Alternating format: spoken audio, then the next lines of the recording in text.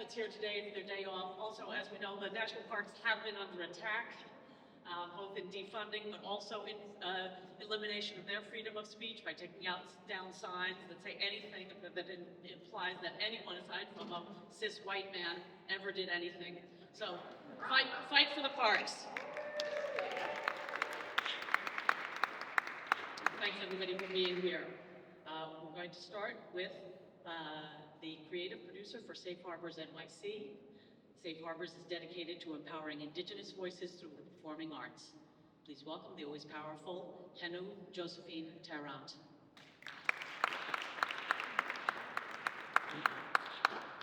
Hello. I want to thank you all for letting me be here with you today. My name is Henu Josephine Tarrant. My first name, Henu, means firstborn daughter in the Ho-Chunk language, and I'm from the Ho-Chunk, Hopi, Rappahannock, and Kuna nations and tribes. Very happy to be here today. I'm a Jersey City native, a New York City native, and I come from 3 generations of New Yorkers. So I'm always happy to open up a space like this with such historical power. The song I want to share with you all today is called the Zuni Sunrise Song. And this is a song that was gifted to my late father, Kevin Tarrant, who was a songkeeper and lead singer of Sober Cloud Singers. Thank you.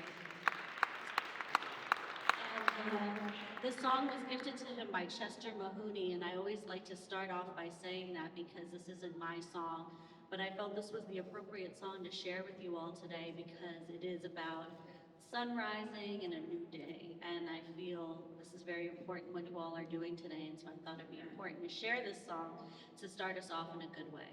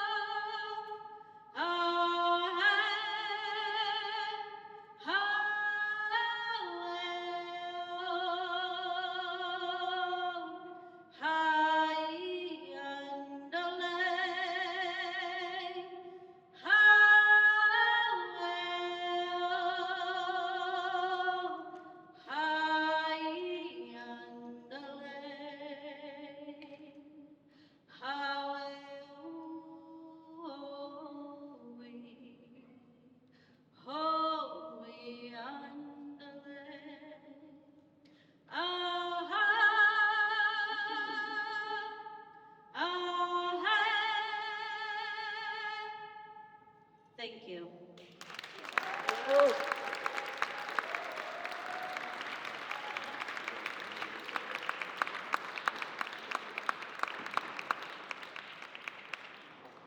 Wow.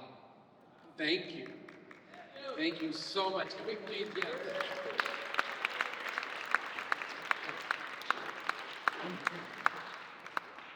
good afternoon. Buenas tardes.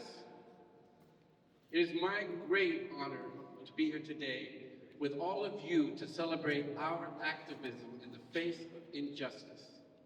Being in community with you on this day is something that's very personal for me. Because as an artist whose art making transformed my life, I know without art, without culture, and with the freedom of speech, I would not be here today. The preamble of the Constitution says it all. We, the people, in order to form a more perfect union. And it is these 4 words, a more perfect union, that gives meaning to our assembly. The Constitution, when it was first implemented, was imperfect for all its inequalities and outright discrimination. Enslaved people and indentured servants were 3/5 human. Women had no right to vote, and indigenous communities were not deemed citizens. So, the phrase, more perfect union, was the key to our emancipation. And the key to that emancipation of defining who we the people really are is the First Amendment. It is the 5 core rights embedded in the First Amendment which makes it possible for this democracy to become more perfect as we continue to evolve as a country. Freedom of speech is the foundational right that nurtures our collective imagination to redefine who we the people are. But the founding fathers did not come upon these truths on their own. What is tragically omitted was the guidance and the influence of our indigenous elders of the Haudenosaunee nations. This was acknowledged by Benjamin Franklin himself and by a 1988 congressional resolution that recognized the influence of the Iroquois Confederacy on the U.S. Constitution. Yes. So, that's why we can say freedom of speech has resonated across these lands since time immemorial. So today, we all peaceably assemble to say no to the lawlessness of this federal administration and to say yes to the First Amendment.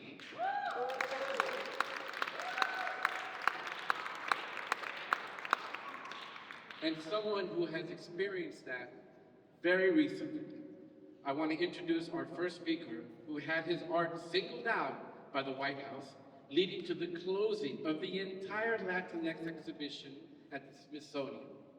Please welcome the great illustrator and artist, Felipe Galindo Fego.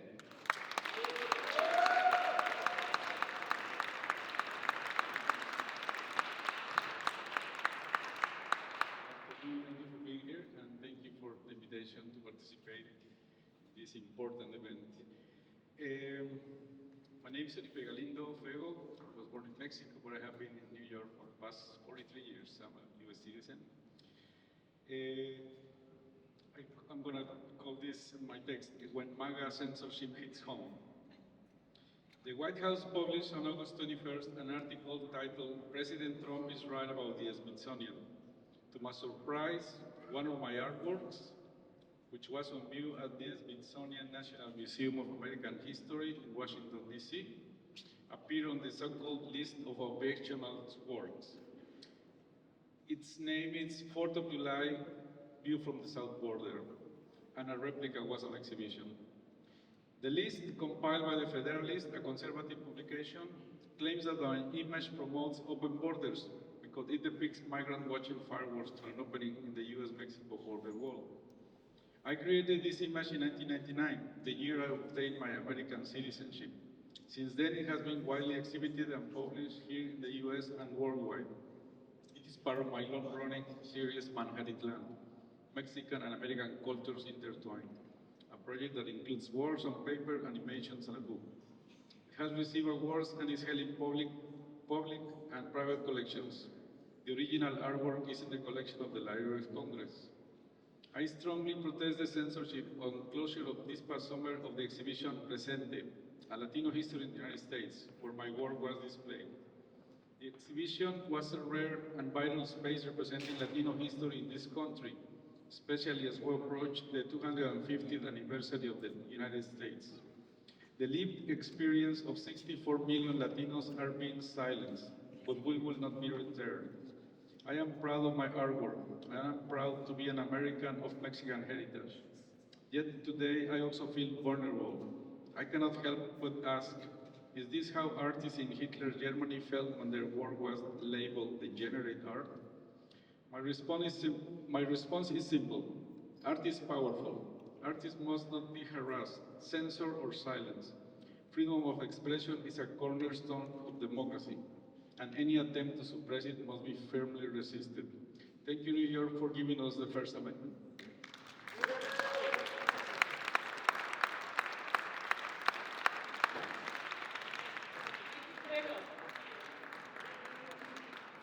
Thank you so much, and we're with you. Next, we have a legendary leader. She's been at the helm of the New York Civil Liberties Union for more than 2 decades, fighting and winning so many battles for all of our rights. Put your hands together for NYCLU Executive Director, Donna Lieberman.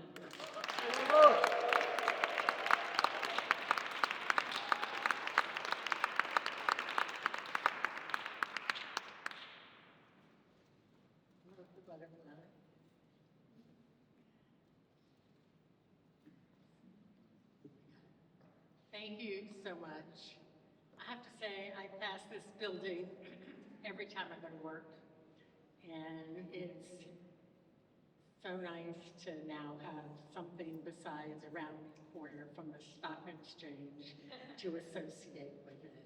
You know, even if just for a fleeting moment, recognizing the Haudenosaunee people who were here first, and also being a focus, a place where we reaffirm our commitment on the 234th Bill of Rights Day to protecting, preserving, fighting for the Bill of Rights, first and foremost in the First Amendment.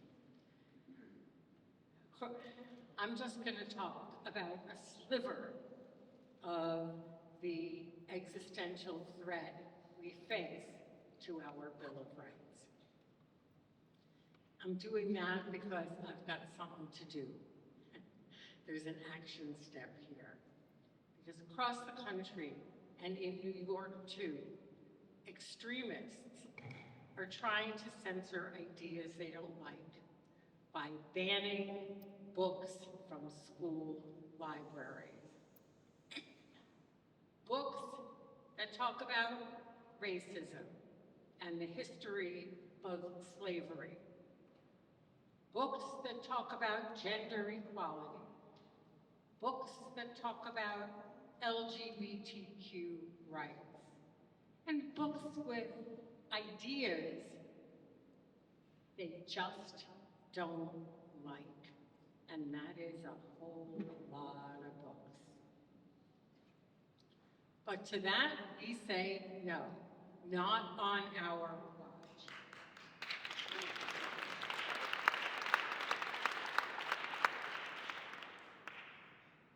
Censorship that imposes a political litmus test. Who's talking about what, guys, right? That imposes a political litmus test on what our kids can read is antithetical to free speech, antithetical to our democracy, and undermines the very foundations of public education in a free society. And that's why the New York State Legislature has passed the Freedom to Read Act.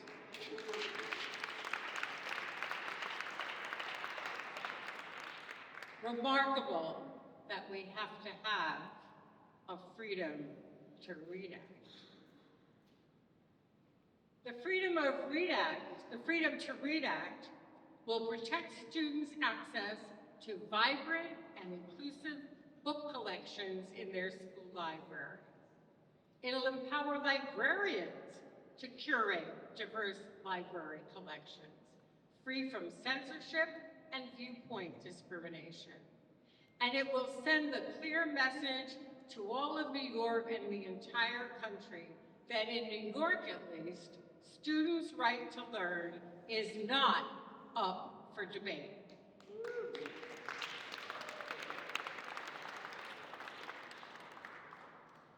But there's a catch. The Freedom to Read Act has been passed by the state legislature, and it is sitting on the governor's desk because it doesn't become law until the governor signs it. So it's up to Governor Hochul to stop the censorship crusade in its tracks and sign the Freedom to Read Act into law before the end of the year. It's on her desk, she needs to sign it. Why am I making such a big deal of this? It should be a no-brainer.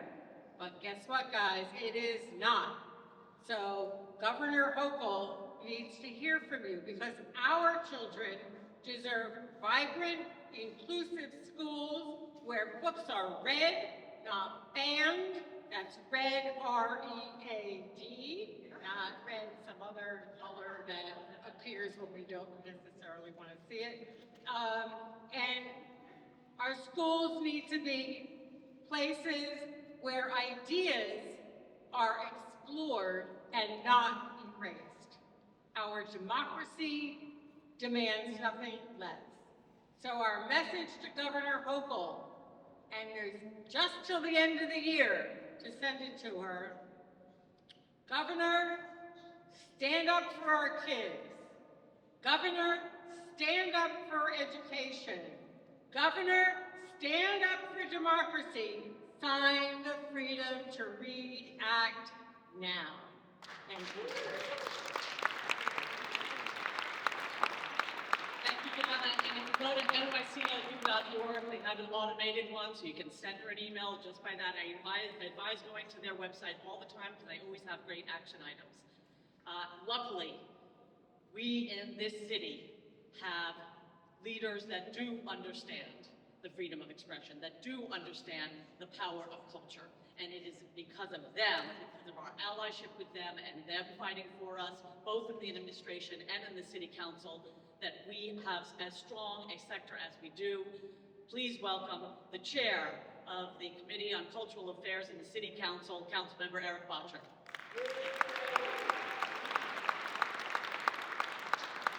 Thank you so much. We are standing in the very spot where the Bill of Rights was drafted, right here in New York City. And it was drafted following a bloody war for independence in our country. But that war did not start with bullets. It started with words. In 1776, Thomas Paine wrote a pamphlet called Common Sense.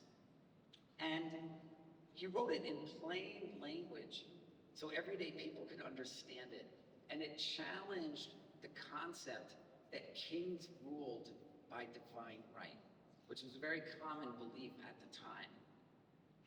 And he asked a simple question: why should an island rule a continent?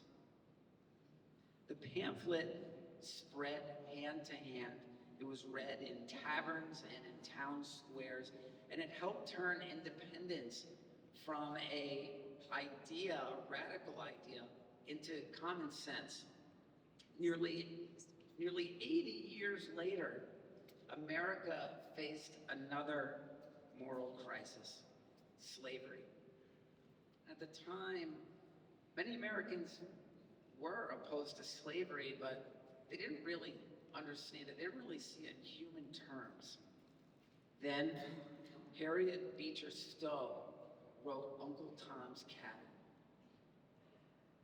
The book forced readers to see enslaved people as human beings. It showed families being torn apart and children being sold away from their parents. The book was banned, it was attacked by politicians and slave-owning states, but it became one of the most widely read books in American history, and it helped shift public opinion in a huge way towards abolition. So we're seeing a pattern here throughout our country's history. When ideas challenge power, those in power try to silence them. Today, we are seeing it again. Books are being banned, artists are being defunded, teachers are being threatened. Donald Trump and his allies, they call this protection. We call it censorship and a violation of the First Amendment.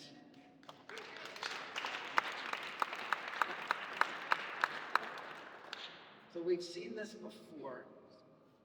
It never ages well. We will not stand for this. We will not whisper. We will not self-censor.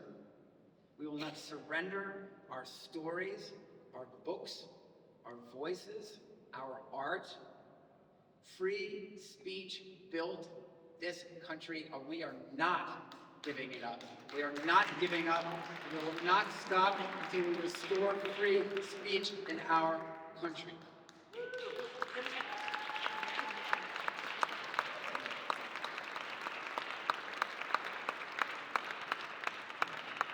Thank you so much, Councilmember Botcher. Thank you. We have a real ally in arts and culture in the council member. Next, yes, Emilio. Next, we're going to have a performance by one of our great theater artists, a friend for decades. He is an acclaimed playwright, poet, performer, novelist, and more. Please welcome Carl Hancock Rux.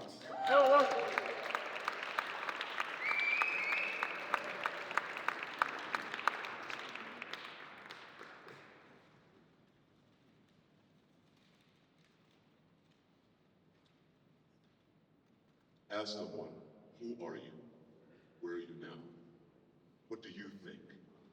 What shall we change? Where's our Congress? Who is curious? What is our proposition and remedy? Where shall we place our attention and how shall we give it decision? Today ahead, though dimly, yet we see through light, through space, through rooms, through halls in which we gather. A copious saying, gigantic lasting power becomes us in our gathering. A harmony of eyes and minds and language gives us a right to things. Here, the body and the life are to be considered in diatonic notes, little shreds of fabric to make the whole of a continuum. So daydream here. Think in terms of tangential associations. Focus on and become aware of the possibilities simmering your interest. Ponder creative solutions and abstract speculations of principle and theory. Develop perfection. Comprehend, contradict one another, and question democracy. Realize convictions, present them in oneness, tempered by wandering. The triumphant future of business, of play, of republic, it is afforded us here. Value your occupancy and inhabit your intellect. Take off your hat to nothing known or unknown to any man or number of men. Dismiss whatever insults your own soul. Your very flesh shall be a great poem and have the richest fluency, not only in its words, but in the silent lines of lips and faces and between the lashes of eyes in every motion and joint of your body. Your body is my body. Is any body in space, not merely bodies assembled, but bodies regenerating meaning through co-presence, and body plurality names your condition. So see yourself, see your body here. Yourself here is where democracy is, not a structure imposed from an Empyrean seat, nor consensus achieved through speech, but a lived density produced by proximity, friction, duration, bodies arriving, bearing unequal histories, irreducible differences, degrees of opacity that need not be resolved to be honored. Here, the presence of your body and my body becomes the argument What holds the collective together is not transparency or agreement, but the sustained capacity to remain with one another without erasure, an ethics of gathering that privileges resource over fusion. So understand your body as my body, as anybody, anywhere, a site of composition where meaning precedes and exceeds language, inscribed matter as gesture, breath, scar, hesitation, and rhythm, forming an almost untranslatable syntax. The body thinks, the body contains, the body remembers knowledge in its movements and the folds of its refusals, offering truth obliquely through pressure rather than declaration. To encounter inscribed matter is not to decode it, but to attune, to accept partial access and recognize opacity as generative. Meaning circulates through meaning. It is not ink, it is not paper. It is not abstract silence or shared time. Inscribed matter persists, as it has always, as a present of silence trauma, an unrelenting insistence to acknowledge what has been said is now withheld from language. This unsaid, hushed articulation active, even without sound, shaping relations in the present and delineating the horizon of future possibilities. Yet nonetheless here, where we are now, where our bodies have voice, what must be spoken must be heard. So ask someone, who are you? Where are you now? What do you think? What shall we change? Where is our Congress, who is curious? What is our proposition? And what is our remedy? Where shall we place our attention? And how shall we give it decision?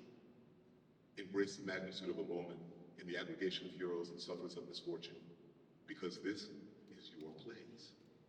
It is a constant puzzle and an affront to the merely educated cosmic artist mind lit with infinite thirst, but turn to the essential dualism of its nature's coexistence. And whatever you do, welcome your body, welcome a poet, welcome a maker of things, welcome my body, welcome all lovers of vision, welcome anybody, speak to somebody of what you know, and know your words to be light.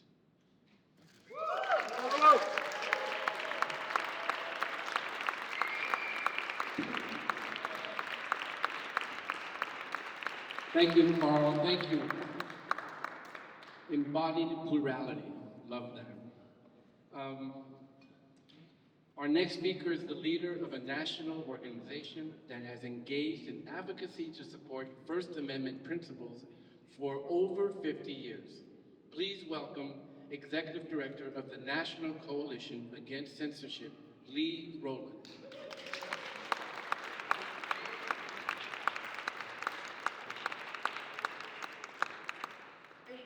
Say that Carl is a tough act to follow, but it's exactly the right act to follow because our rights are as far as we exercise them. So to have music and performance and singing and joy for this moment is exactly how we should be celebrating our First Amendment in its birthplace. The First Amendment, when it was born here, became not just words on paper, but an actual ideal, our country's identity, right? A beacon. People have moved here for the liberty that we promise in our First Amendment. Our statute beacons us, and it's all about liberty, the right to speak truth to power, the right to keep government out of our hearts and our minds and our thoughts while we fumble towards a better democracy. And we can't do it without that liberty. But while it was born here, the First Amendment may be intact on paper, but our free expression is on life support. How can you answer the call of that ideal if you know as an immigrant you might come here and be disappeared off of the streets or taken out of a protest that you have every constitutional right to engage in? We are seeing book bans, as Donna mentioned, throughout the country. We are seeing attacks on our institutions, not just national parks like the one we're enjoying now, but on our libraries, public libraries and school libraries, on our museums, on our places of culture, places where we wrestle honestly with our history, where we trade ideas and inquiry, and where we find the better body politic if we breathe life into those rights that we inscribed here in the First Amendment and the Bill of Rights. At the National Coalition Against Censorship, we know that the law is not enough to save us. With all the thanks to our lawyer friends who are upholding our First Amendment rights in the courts, that ideal also has to live within us. So this war that is being waged is not simply a war on our free expression rights, although it is most certainly that.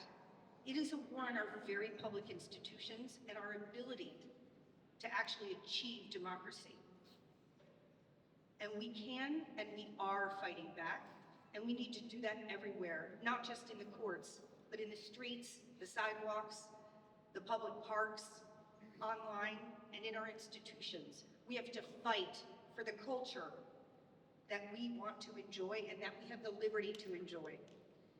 And that means getting invested in those institutions. Having events here, yes, but go to your local school district meeting, right? Write to your representatives and insist they have the passion for our liberty and our culture that we are seeing from, for example, Councilman Boxer here tonight. And we all together, we at the National Coalition Against Censorship, we organize folks to raise their voice together in collective courage and dissent to say we will not comply with this deprivation of our liberty, and we will keep those ideals alive. So come and join us at ncac.org, and in your community, speak up. Speak to your politicians and tell them you expect them to uphold our liberty. Talk to your community and say we raise our voices not just because those rights are on paper, because we exercise them in liberty and joy, and fight back publicly for your neighbors who have lost their free expression rights. Protest in lieu of someone who doesn't feel safe doing it. Go to the institutions that are being captured by political actors and say, I use this library, I love this museum, I am grappling with my liberty in real ways, because together, we, the people in the place where the First Amendment was drafted, we will not lose that ideal, and we, the people, will fight for our free expression with joy, with all the complex messiness that is our democracy, and we will not let it die, not here in the place where it was written. Thank you. So much, Lee. Thank you for all your work. Our next performer suggested that today, in addition to lifting up the Bill of Rights, we include another amendment currently being challenged in DC. Here to read the 14th Amendment is the interdisciplinary artist and writer who also won the 2023 Free Speech Defender Award from Lee's organization and the National Coalition Against Censorship. So put your hands together for Coco Fusco.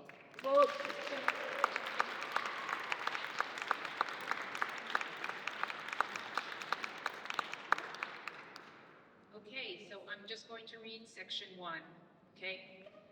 All persons born or naturalized in the United States and subject to the jurisdiction thereof are citizens of the United States and of the state wherein they reside.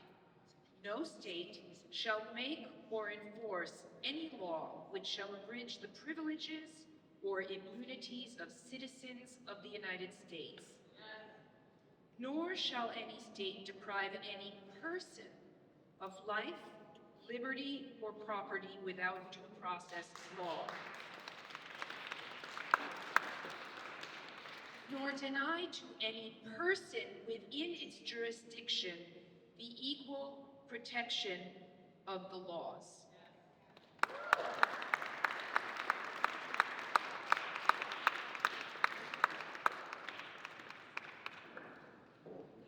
I got riveted, I'm late, I'm sorry.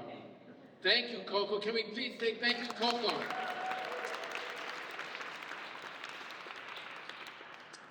We are very thrilled and very fortunate to have a rising star with us. She already rose up, look at that.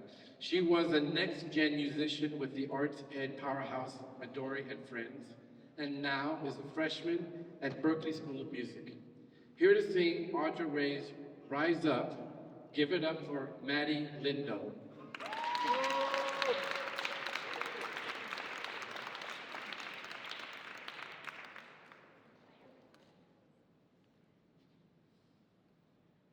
You're broken down and tired of living life on a merry-go-round, and you can't find the fighter, but I see it in you, so we gon' walk it out. and move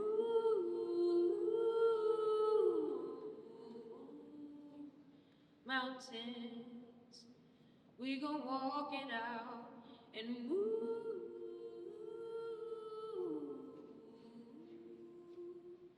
mountains. And I'll rise up high like the waves. I'll rise up in spite of the ache. I'll rise up and I'll do it 1,000 times again. And I'll rise up high like the day. I'll rise up in spite of the ache. I'll rise up and I'll do it 1,000 times again. For you, for you, for you, for you. All we need is love. And for that we have each other. And for that we have each other. We will rise, we will rise, we will rise. And for that we have each other. Oh, and I'll rise up high like the waves. I'll rise up in spite of the ache. I'll rise up and I'll do it 1,000 times again.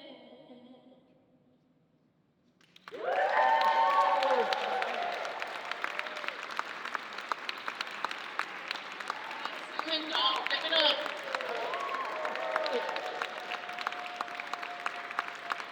Thank you. Gotta give it up for arts and education, and we gotta fight for it for every student in every public school in New York City and New York State. Next, we have a legendary leader. She has been at the helm, oh, I'm so sorry, where am I? Yes, a legendary leader is correct.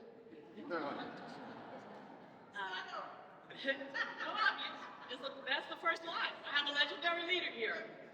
She has led the New York City Department of Cultural Affairs for 4 years, securing many victories for culture and arts, including the highest cultural funding in New York City history. Please welcome Commissioner Lori Coco.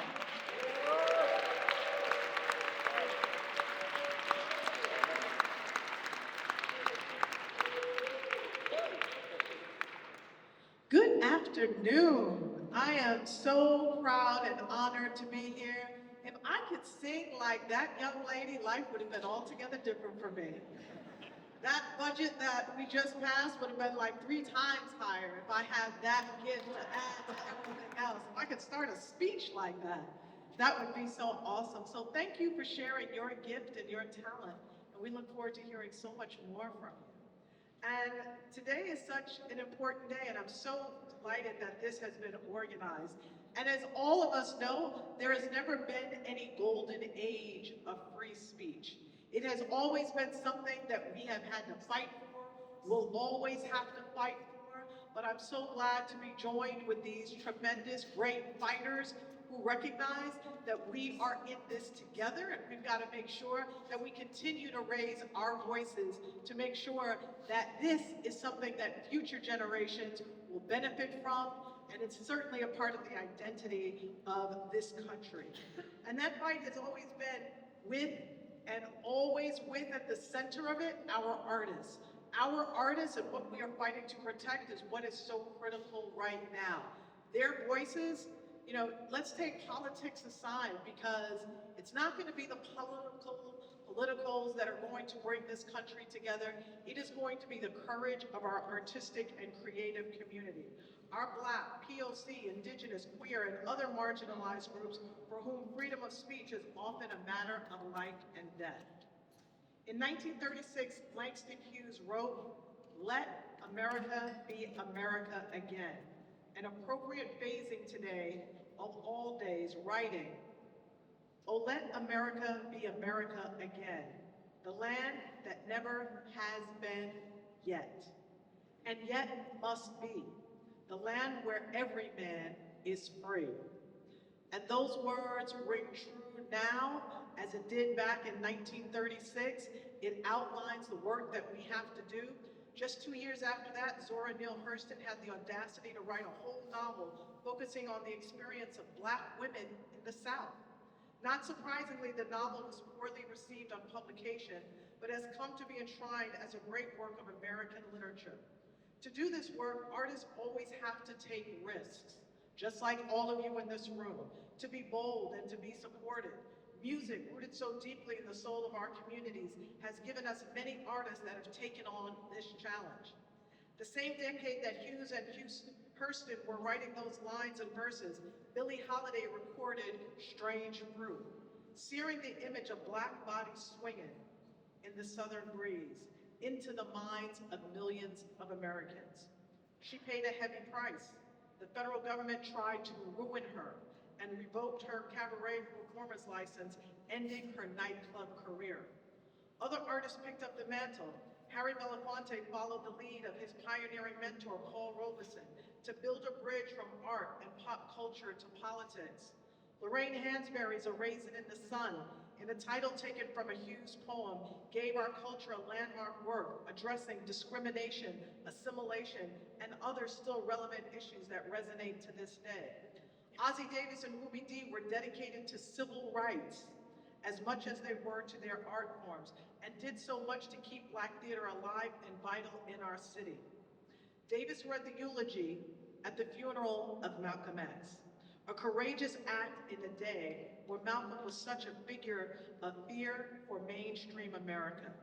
In every case, conversations across generation, the courage of convictions to bring these issues to wide and influential audiences despite personal risk, a potent form of censorship.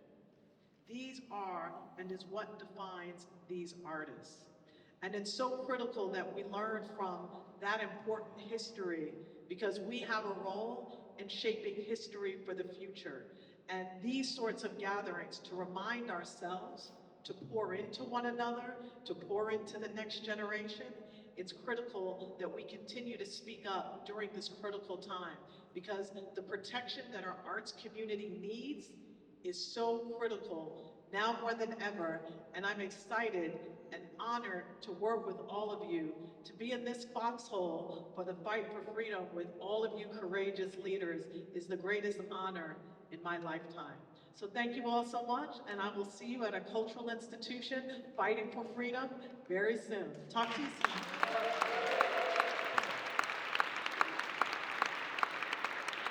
Thank you so much, Commissioner Coco. Everything. And also for naming and bringing it up, we have to say, right? It is not just generalized suppression of freedom of speech, it is racism. It is an attempt to erase the cultural heritage of our country, in particular of our Black, brown, indigenous, and queer country.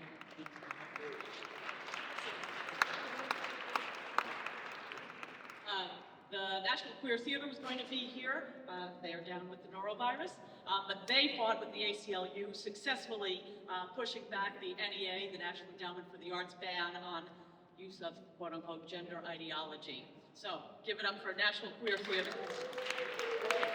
Our next speaker also stood for the rights of LGBTQ artists, like participants in Drag Story Hour when they came under attack in Queens libraries. We have Proud Boys in Queens attacking the libraries, attacking the drag artists, and attacking this council member. Please welcome another of our cultural champions, Council Member Shaker Christian.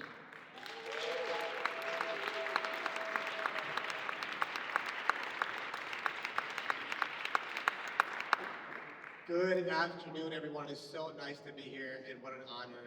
Thank you so much, New Yorkers, for Culture and Arts. Thank you, Lucy, and everyone, all the artists and great friends and art advocates who are here that have stood up and fought for and led arts and culture in this city through difficult times, through good times, and who are our future as we continue to support arts and culture in this city. You know, as I stand here today, with each and every one of you, hearing the powerful words from so many speakers and performers, We know well that our democracy has always been a fragile experiment. And we also know well, without a doubt, that we are in one of the most fragile moments of our democracy since our founders gathered here more than 200 years ago to draft the first Bill of Rights and swear Washington in as the first president. Soon after that, in 1787, the Constitutional Convention, Ben Franklin had said, we have a republic if we can keep it. And the question of whether we can, if we can keep it, is the most pressing question we face today. And as we know, that is no exaggeration.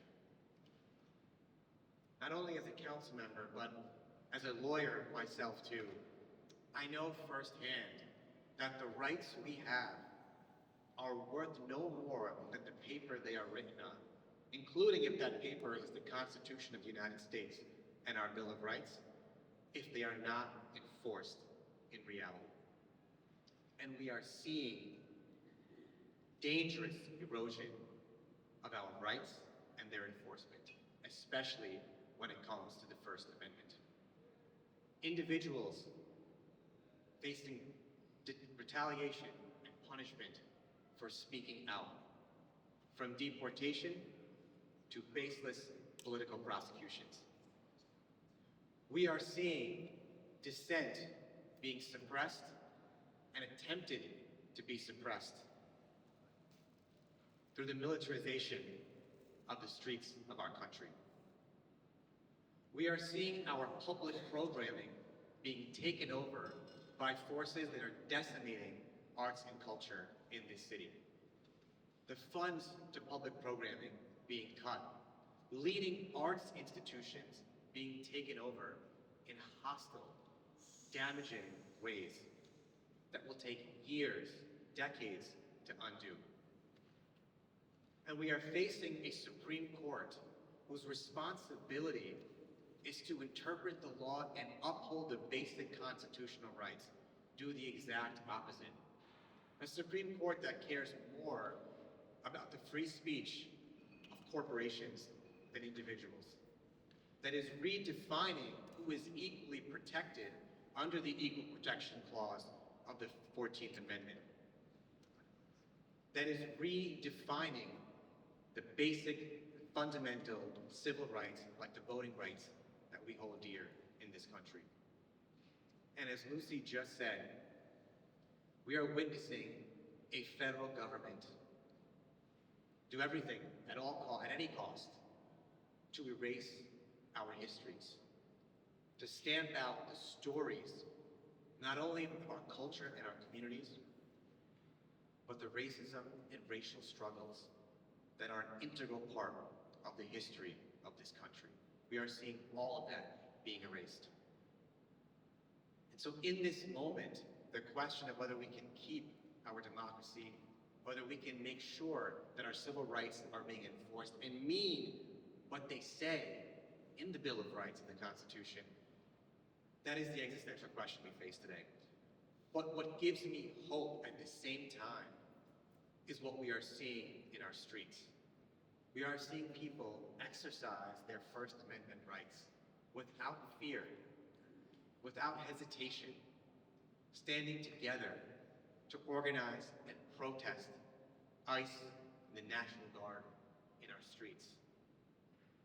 We are seeing people stand up together to defend civil rights at a time when doing so can cost so much.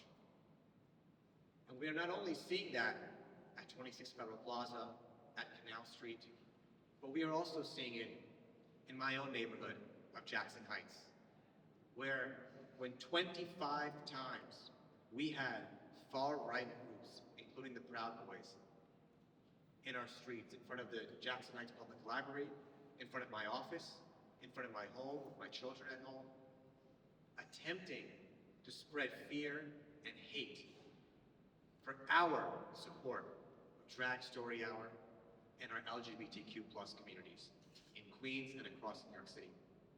But what gave me hope in those dark moments is the same thing that gives me hope now too. It is that we all stood together, side by side, to speak out against that hate, to show that it didn't belong in our community. We did it in the streets of Jackson Heights, and we are doing it now, here across the city.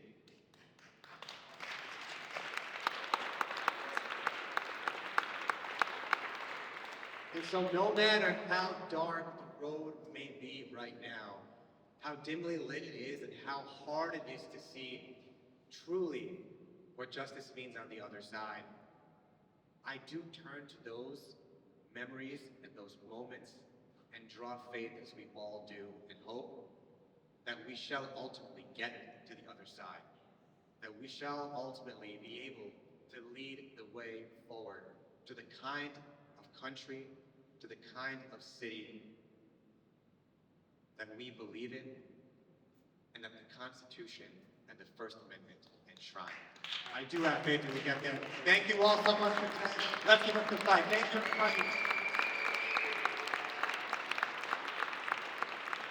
Thank you, Councilman. Thank you so much for your testimony, for your advocacy. And it's no small act that you're all here today. I want to emphasize the fact that you're here today is a form of activism and resistance that we need to do more and more of. So, somebody who's doing more and more of a lot of things we need to do is a leader for Asian artists in New York City for years, and she's just getting going. Here now is the director of Asian American Arts Alliance, Lisa Gold.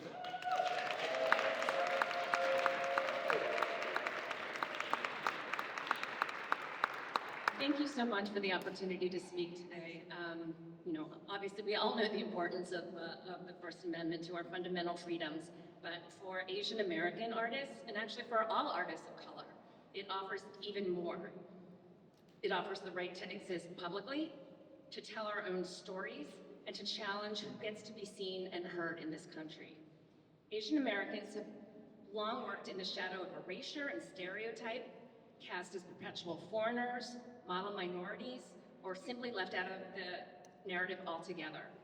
The First Amendment gives us the freedom to push back against those narrow and often harmful frames. It protects our right to tell our histories, to speak about migration and displacement, memory and survival. This freedom matters, especially in moments of fear and backlash. When communities are scapegoated, art becomes one of the first targets, because art tells the truth in ways that are hard to silence. The First Amendment stands as a defense, allowing artists to question power, confront injustice, and imagine new futures, even when that work is difficult or inconvenient. But the First Amendment is not only about protest, it's also about possibilities. It allows artists the freedom to experiment, to be unconventional, and to contradict stereotypes and comfortable narratives. It makes space for work that does not explain itself, that refuses to perform identity on demand, that insists on complexity. Ultimately, the First Amendment reminds us that democracy depends not just on laws, but on voices. And when Asian American artists are free to use our voices to create, we're not only expressing ourselves, we're expanding the cultural imagination of this country. Thank you.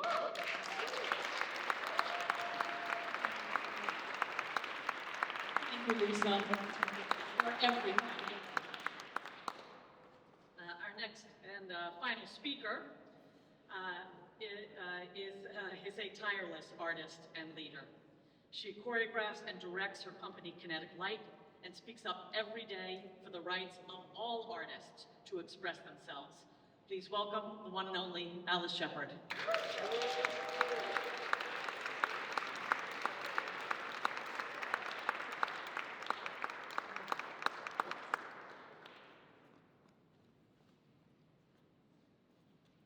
Ready? Let's do this. My name is Alice Sheppard. I'm a multiracial black woman with dyed red hair, a grey mask, a grey and black scarf, a grey and black sweater, grey trousers, black boots, and I'm seated in a manual wheelchair. I'm a queer, black, disabled New York City artist. I came to the United States in 1991, and I am now a naturalized citizen.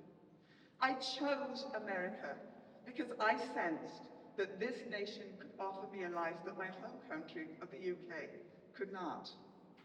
I became an artist in America, breathing our ideals of democracy, equality, and freedom. I am a dancer, a choreographer, and a writer. I make work from a place that considers disability as a creative force and access as an aesthetic power. Everything I do centers disabled people as culture bearers, workers, and creators in this city's vital cultural and civic life. Artistic expression is at risk. Our social fabric is under attack. And without one, we cannot have the other. For disabled people, art and the social fabric are intimately connected. My creative practice, my life, depend on the work of those who fought for accessibility. My creative practice, my life, depend on those who fought for my freedom. They depend on those who fought for the rights of disabled people to live in the community, on those who fought for the rights of disabled people to receive an education. My creative practice, my life, depend on those who fought for disabled people to receive health care. My creative practice, my life, continue to depend on those who will fight for our access to employment and our access to the courts to continue the fight for justice. So no, I will not be silent, because for these ancestors, these elders, these my friends, I will not be quiet. And as the government attempts to silence us, I will not be quiet. The America I chose to live in is shaped by community, connection, and art that connects us to our souls. You know it, I know it. The opportunity to gather, speak our minds, make our art, practice our religions is quintessentially Americans. And as artists, we know the power of art to transform the world.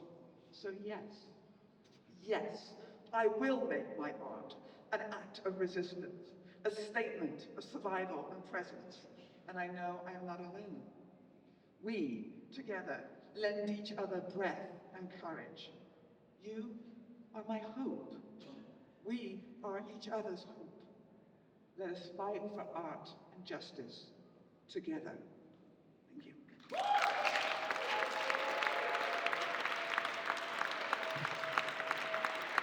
Thank you, Alice. Thank you so much.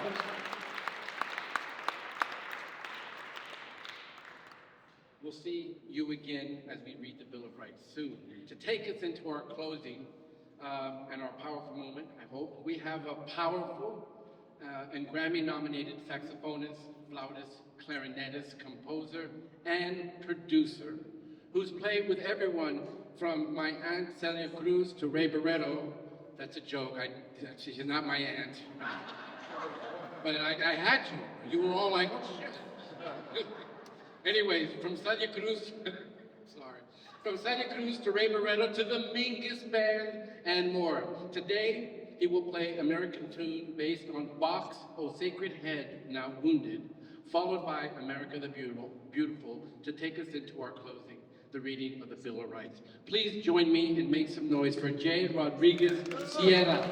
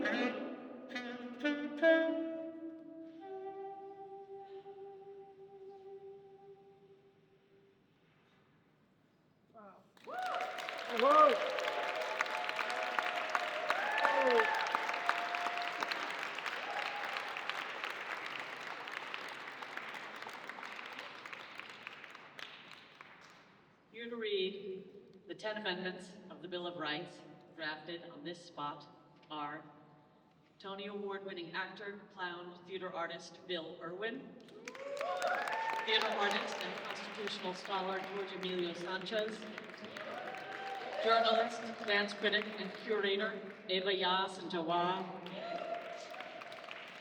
playwright, performer, and artistic. Sorry, I have to go in the right order? Okay, good. Actor, singer, and acclaimed drag story hour storyteller with drag artists for expression, Harmonica Sunbeam. Performance artist, writer, visual artist, actor, and member of the NEA4, Karen Finley. Playwright, performer, and artistic director of Safe Harbors NYC, Muriel Borst-Tarrant. Artistic director of Kinetic Light, Alice Sheppard.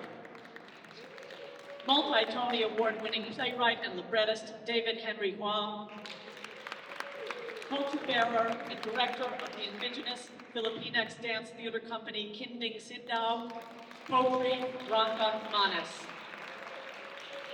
And director, theater artists, and one of the initiators of the Fall of Freedom, Annie Dorsen, with direction from Kristen Marting.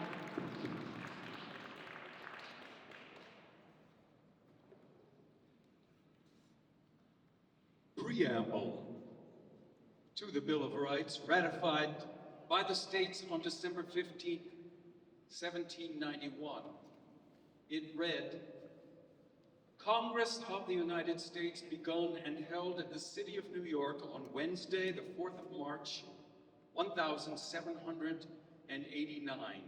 The conventions of a number of the states, having at the time of their adopting the Constitution expressed a desire, in order to prevent misconstruction or abuse of its powers, that further declaratory and restrictive clauses should be added, and as extending the ground of public confidence in the government will best ensure the beneficent ends of its institution. Resolved that the following articles be proposed as amendments to the Constitution.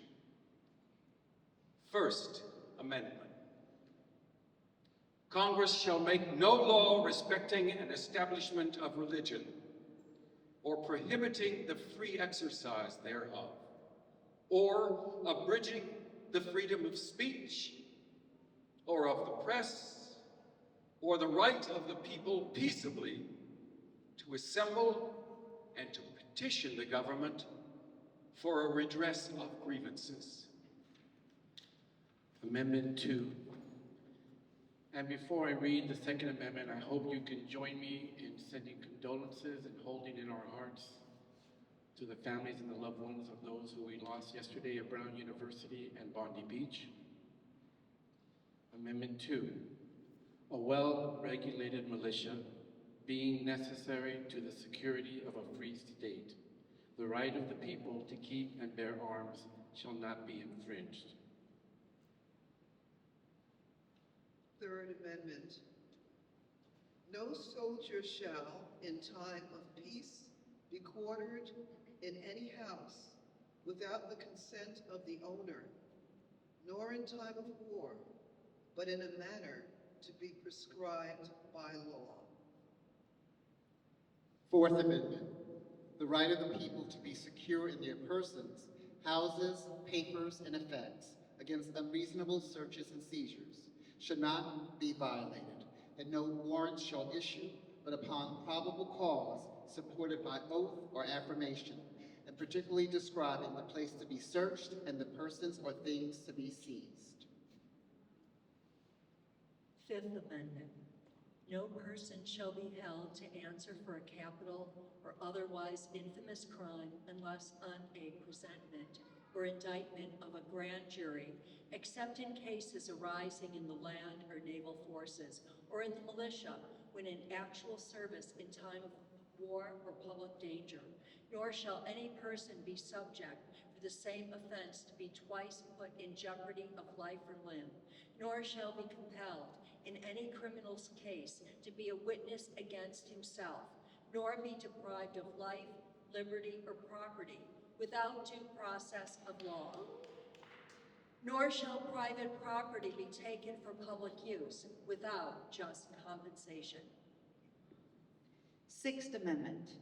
In all criminal prosecutions, that accused shall enjoy the right to a speedy and public trial by an impartial jury of the state and district wherein the crime shall have been committed, which district shall have been previously ascertained by law, and to be informed of the nature and cause of the accusation, to be confronted with the witnesses against them, to have compulsory process for obtaining witnesses in his favor, and to have the assistance of counsel for his defense. Seventh Amendment. In suits at common law, where the value in controversy shall exceed $20, the right of trial by jury shall be preserved, and no fact tried by a jury shall be otherwise re-examined in any court of the United States than according to the rules of the common law. Eighth Amendment. Excessive bail shall not be required, nor excessive fines imposed, nor cruel and unusual punishments inflicted. Ninth Amendment. The enumeration in the Constitution of a certain rights shall not be construed or denied or disparage others retained by the people. 10th Amendment. The powers not delegated to the United States by the Constitution nor prohibited by it to the states are reserved to the states respectively or to the people.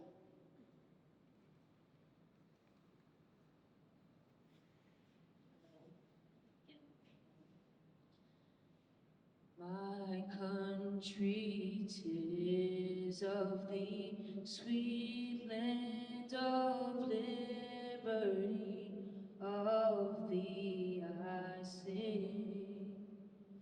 Land where my fathers died, land of the pilgrim's pride, on every mountainside, let freedom ring.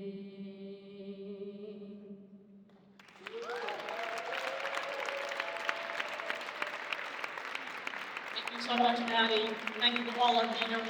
Thank you, Kristen. Thank you all for being here. I want to invite you all to have a slice of pizza, to have some drinks, and later on we're going to have some cupcakes and celebrate culture at 3, so stick around. And take a poster and put it up. Take one of our First Amendment posters. And come over here and have some pizza with us. That would be so nice to break bread together. Really appreciate it.